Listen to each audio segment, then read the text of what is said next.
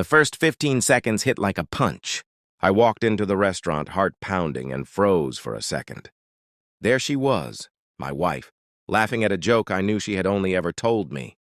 And next to her, him, her boyfriend. But what I did next? I don't think she'll ever forget it. I had always been the calm, composed type. People described me as steady, the guy who never lost his cool. But when I found out about her planning a secret dinner with her boyfriend, it ignited a storm I couldn't ignore. My wife, Melissa, had always been charming, witty, and magnetic. And yes, for years I had trusted her completely.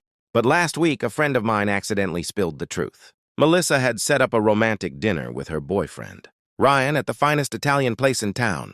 I knew I couldn't confront her directly. She thrived on control, on playing with people's emotions like chess pieces. I wanted something bigger, something unforgettable. I made my plan meticulously. I called the restaurant, reserved a table directly next to theirs, and ensured it would be a private section where no one could overhear us easily, but close enough to make the scene undeniable.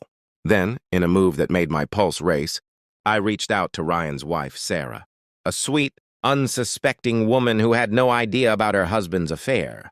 I told her the truth, gave her the evidence, and she agreed to come, though I could tell she was shaking with a mix of fear and anger. The night arrived. I wore my usual black suit, simple, understated, but every fiber of me was buzzing. I walked in first, noticed the dim lights reflecting off the wine glasses, the soft music playing over the speakers. I could see Melissa immediately. She looked radiant, her red dress hugging her curves, hair perfectly styled. Ryan was there, looking smug, completely unaware of the storm about to hit him. Then I saw Sarah enter.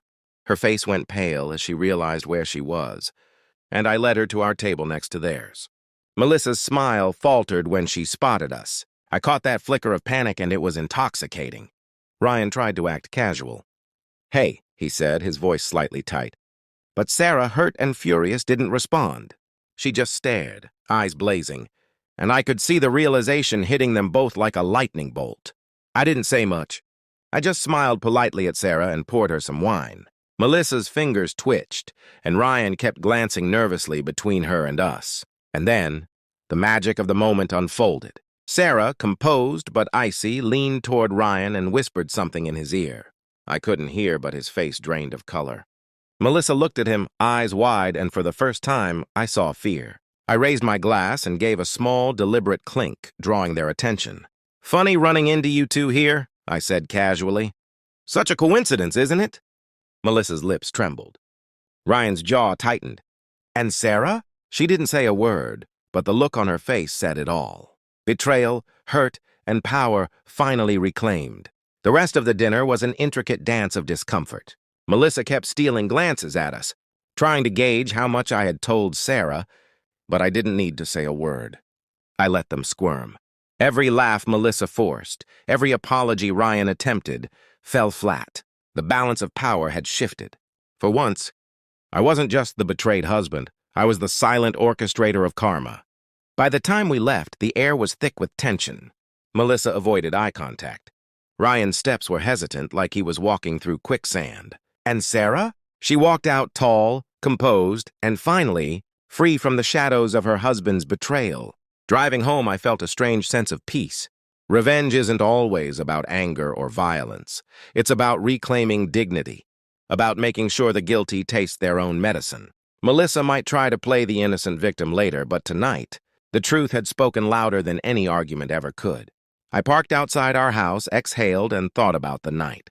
One dinner, one carefully orchestrated seating arrangement, and the world had shifted. They had underestimated me, assumed I would crumble. But I didn't. I played the hand I was dealt, and I won. And somewhere in that restaurant, Melissa's smile had finally died.